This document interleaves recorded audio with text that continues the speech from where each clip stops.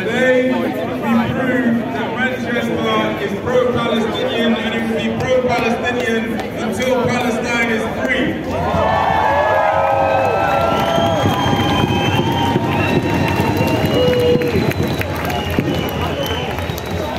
I was born and raised in Manchester. I know that this is a city based on solidarity. This is a city based on justice. This is a city that recognizes that all of us are human beings and that human beings deserve their human rights.